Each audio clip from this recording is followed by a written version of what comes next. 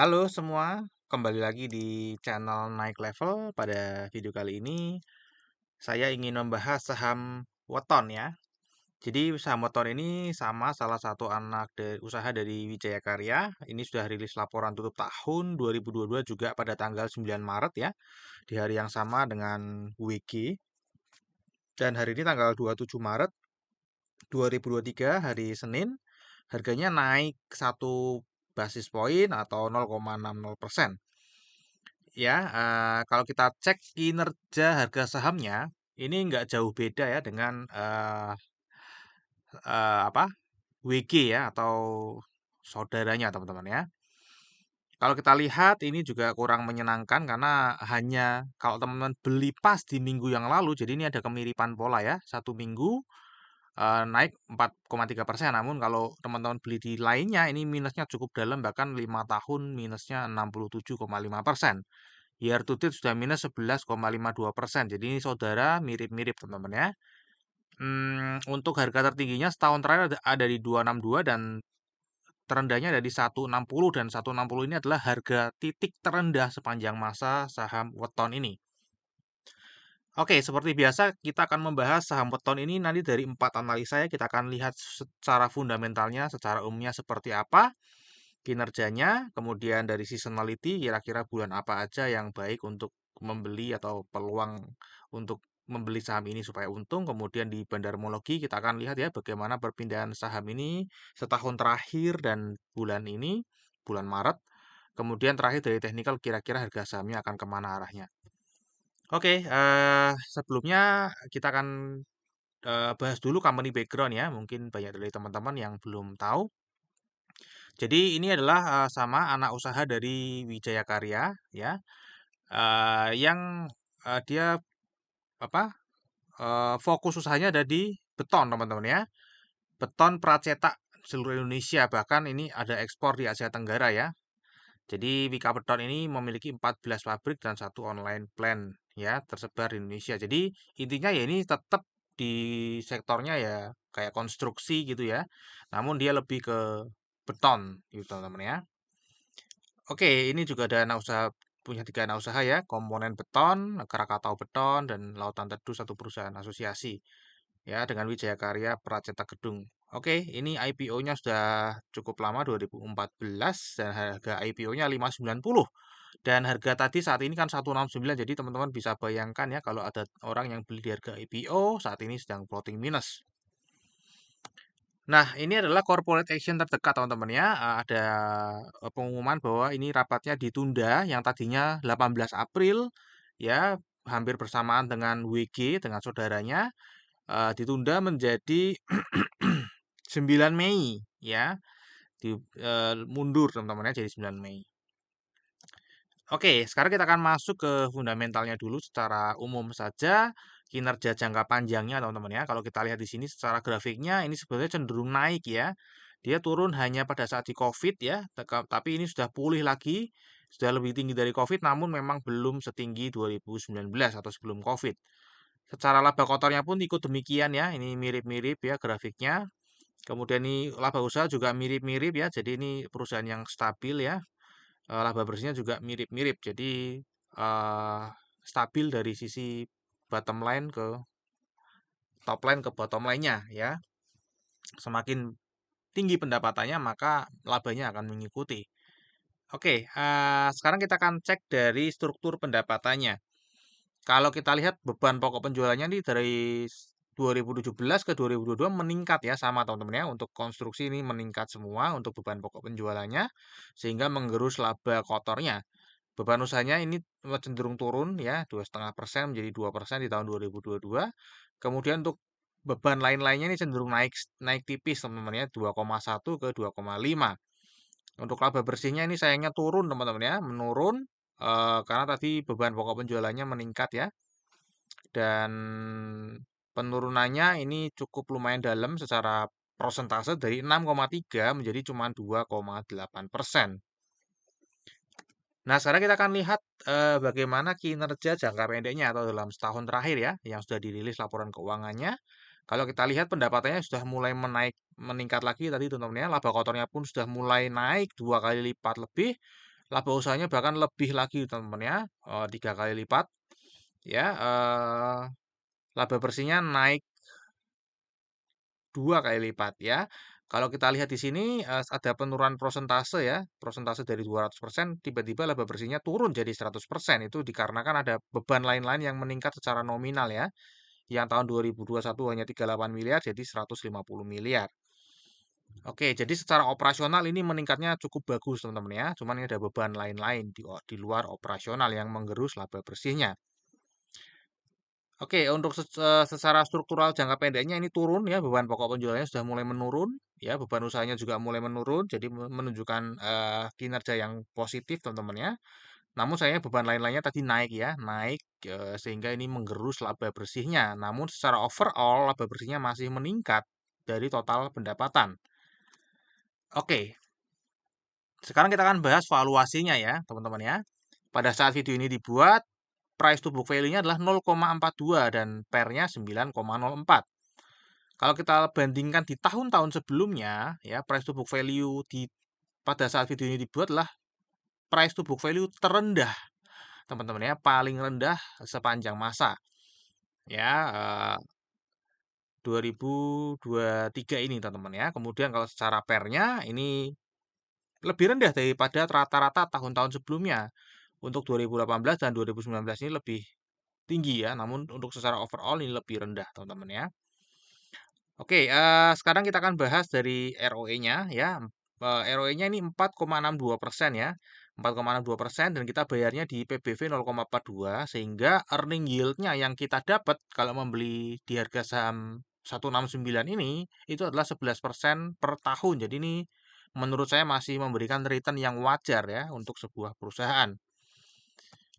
Oke, sekarang kita akan masuk ke dividennya ya. Ini kalau kita lihat nih rutin bagi dividen teman-teman ya. Ini rutin bagi dividen. Terakhir yieldnya adalah 1,12%. Ya, kalau kita lihat di sini IPS-nya sudah di closing ya ke 19 dan kalau kita lihat rata-rata kalau misalnya dari sejak COVID ini baginya tetap rutin 19% ya. Kalau kita kalikan ya kira-kira akan membagi 3,8 per lembar saham. Ya, kalau dibagi harga saat ini ya kira-kira yield-nya akan 2,2%. Nah, kalau misalnya dia bisa kembali seperti sebelum COVID, teman-teman ya, tentu saja ini valuasinya akan menjadi murah, teman-teman ya, kalau misalnya kinerjanya sudah kembali lagi sebelum COVID. Ya, dan ini sudah menunjukkan kenaikan ya dari 2021 ke 2022, bahkan 2020 pun sudah lebih tinggi ya. Jadi ini ada potensi sebenarnya teman-teman ya di sini ya. Kalau misalnya dia bisa membalikan kinerjanya seperti sebelum COVID ya sehingga tadi valuasi yang saat ini wajar akan menjadi murah karena earningnya naik, ROE-nya akan naik dengan sendirinya. Oke, sekarang kita akan bahas dari seasonality-nya. Untuk dividen kita lihat ini Maret April ya, kebanyakan April, Maret April ya. Dan kalau kita lihat di sini ternyata dividennya nggak ngefek teman-teman ya. Maret dan April ini sama sekali nggak ada efek kami dividen malah tambah drop turunnya ya teman-teman ya. April dan Maret ya. Ini malah drop ya. Kalau kita lihat seasonality ini kurang bagus ya. Dia hanya bagus pada saat IPO. Di awal dia menjadi bagger, kemudian habis itu turun berkelanjutan ya. Hanya satu kali naik. Ya, ini cukup menyedihkan teman-teman ya. Potensinya hanya ada di bulan Oktober dan Desember. Jadi ini kemungkinan bisa nembus all time low lagi. Ya.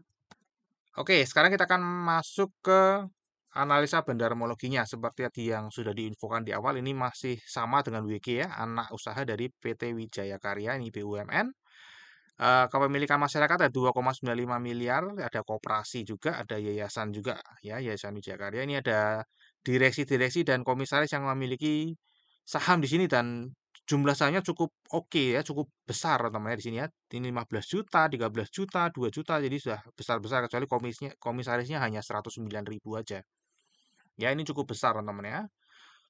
Sebenarnya bagus ya karena saya nggak ngerti apakah mereka ini beli dengan uang pribadi atau dapat dari perusahaan ya. Saya nggak ngecek, tapi ini bagus kalau direksi dan komisaris memiliki saham di apa perusahaannya sendiri. Oke, kalau kita lihat jumlah pemegang sahamnya cenderung turun ya, meskipun nggak terlalu banyak penurunannya.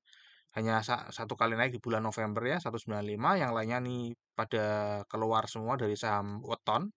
Kalau kita lihat di partisipasi asingnya ini juga kecil ya, jadi bisa diabaikan saja teman-teman ya pergerakan investor asing di saham weton. Oke, sekarang kita akan lihat teman-teman ya dari lebih detail untuk analisa benermologi ya, setahun terakhir ini saham bergeraknya seperti apa, berpindah tangannya seperti apa. Oke, kalau kita lihat ini kepemilikan lokal besar sekali teman ya, 96,05% dan asing hanya 3,95%. Makanya asing juga bisa diabaikan saja untuk di saham weton ini ya. Karena tadi secara partisipasi juga kecil, secara kepemilikan juga kecil.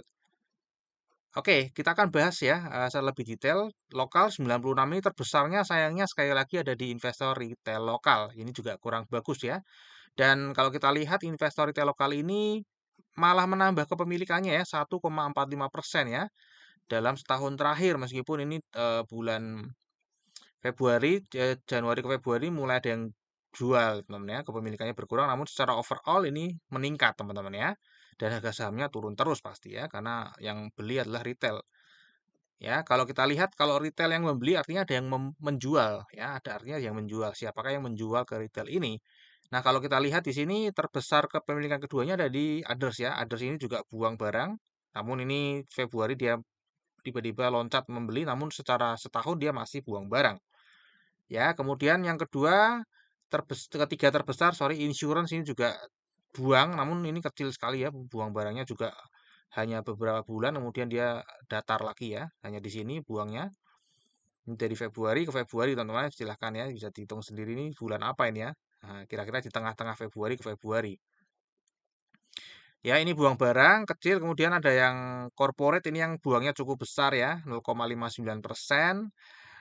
Dari 41 juta lembar saham jadi 21 juta lembar saham. Jadi ini ada big big money atau uang besar ya yang dikendalikan oleh segelintir orang yang sedang buang barang dan ditampung oleh investor retail. Ini juga uang besar namun dikendalikan oleh banyak orang juga. Jadi ini rada susah untuk kompak ya, untuk kompak menaikkan harga atau menurunkan harga. Ya, karena banyak kepentingan di sini ya. Kalau di sini kan kepentingannya hanya satu atau dua orang ya, uangnya besar. Sehingga kalau yang kepemilikannya di sini besar, otomatis harganya akan sulit untuk naik ya. Kecuali benar-benar perusahaan ini memiliki kinerja yang apa ya, fenomenal gitu teman-teman ya. Tiba-tiba profitnya naik lagi di atas sebelum COVID sehingga menarik minat big investor untuk mengambil sahamnya dari investor retail. Ya, tapi selama kinerja sahamnya masih seperti ini belum sudah naik namun belum apa setinggi atau belum fenomenal gitu ya, belum fenomenal, maka ya tidak akan menarik uang besar untuk masuk ke saham ini, teman-teman ya. Apalagi tadi dividen yield-nya forecast-nya juga cuma 2,2%. Ya, di mana harga sekarang apa bunga bank lagi naik. Ya, sehingga nggak worth it kalau kita membeli saham dengan dividen yield di bawah apa eh, bunga acuan, teman-teman ya, bunga acuan BI. Oke, jadi ini ya kesimpulannya sedang distribusi teman-teman ya. Kalau kita lihat dari tanggal 1 sampai 27 Maret ini juga terlihat sedang distribusi, bahkan ini top 3, top 5-nya dan average-nya ini sedang big distribution. Kalau kita lihat di broker summary-nya lebih jelas lagi di sini ya. Memang tekanan jualnya lebih tinggi ya teman-teman ya. Tekanan jualnya lebih tinggi. Ini 1,3, 1,2, 991 ini hanya apa? Demand-nya hanya 797 ya. Lebih tinggi tekanan jualnya sehingga harganya akan cenderung turun. Di sini kita lihat ya, ada satu hari di mana dia langsung buang banyak sekali ya sehingga harganya turun.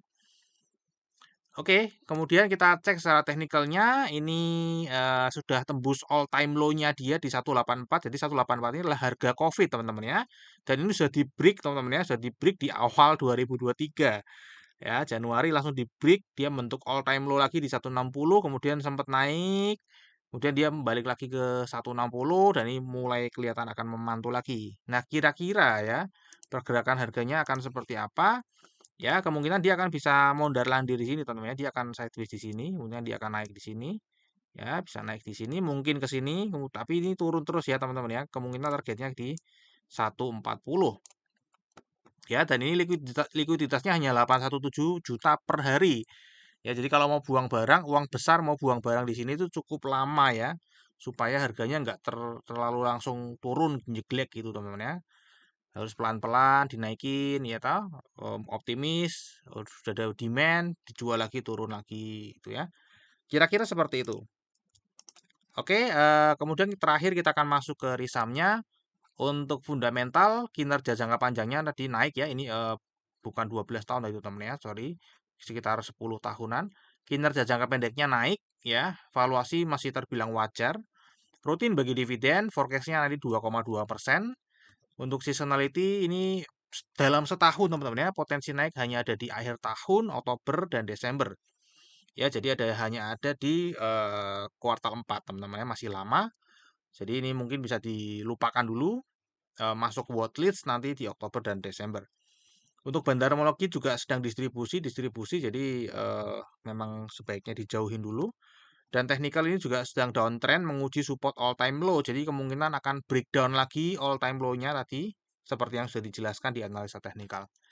Oke, terakhir disclaimer ya. Jadi analisa yang saya paparkan di YouTube ini adalah analisa saya pribadi yang pastinya juga bisa salah. Jadi teman-teman silakan bijaksana dalam menggunakan informasi yang saya infokan di video ini.